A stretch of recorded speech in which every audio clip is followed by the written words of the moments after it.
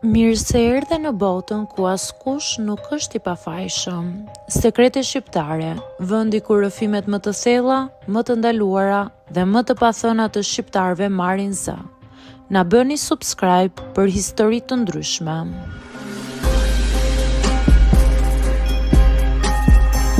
Unë quhem Mira dhe jam 38 vjeçe. Ka më shumë se 10 vite që jetoj pa shikim.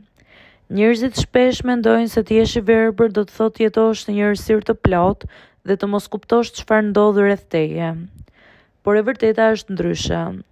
Kur humbet një shqis, të tjerat bëhen më të ndjeshme. Fillon të dëgjosh më mirë, të dallosh zërat, hapat, mënyrën si hapet një derë, apo edhe heshtjen e papritur në një dhomë.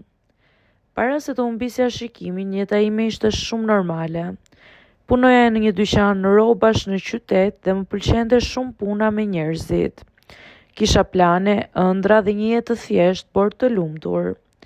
Pastaj filluan problemet me syt. Në fillim shija mjegull. Mendova se ishte lodhje nga puna apo ndonjë problemi përkohshëm. Por muajt kalonin dhe shikimi im përkeqësohej. Vizitova disa mjek derisa një ditë dëgjova fjalët që nuk do t'i harroj kurrë.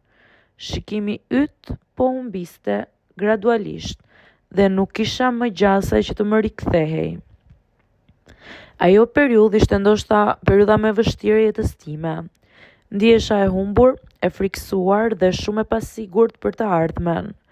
Ishte pikërisht në atë kohë që burri im, Ardi, u bë mbështetja ime më e madhe.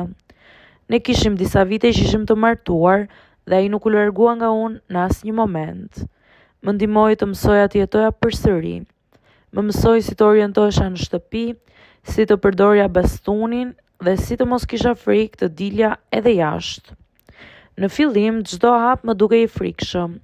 Shtëpia që dikur e njihja me sy, tashmë duhet ta njihja me kujtesë.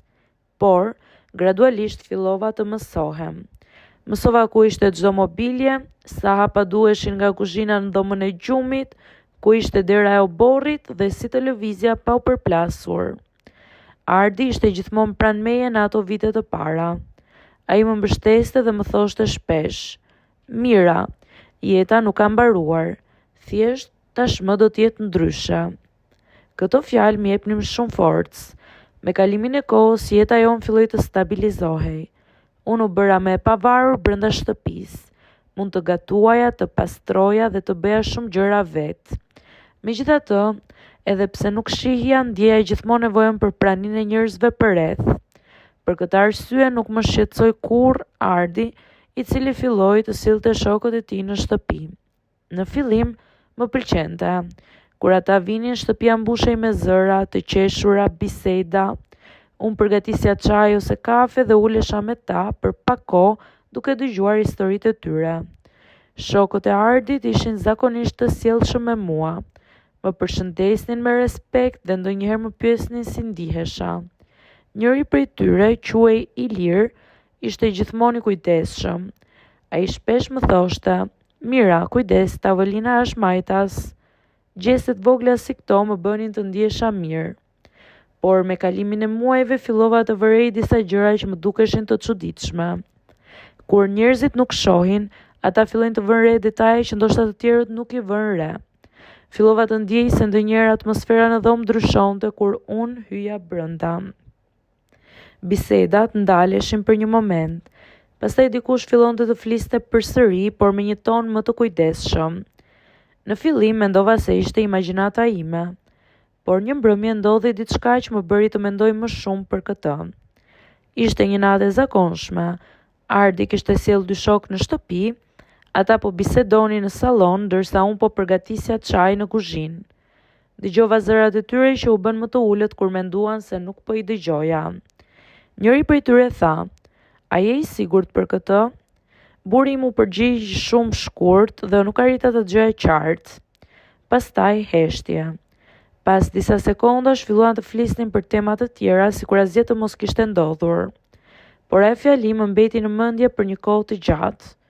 Kur jeton pa shikim, imagjinata ndonjëherë fillon të plotësoj boshllëqet që ti nuk ishe dot. Mbrëmja vazhdoi normalisht. Ata pinë çaj, biseduan dhe në fund u larguan. por pas asaj nate fillova të reflektoj më shumë për jetën tonë. E kuptova se, edhe pse Ardi kishte qenë gjithmonë mbështetja ime, jeta jonë kishte ndryshuar shumë me kalimin e viteve. Ndoshta edhe ai ndonjëherë ndiej i lodhur nga përgjegjësia.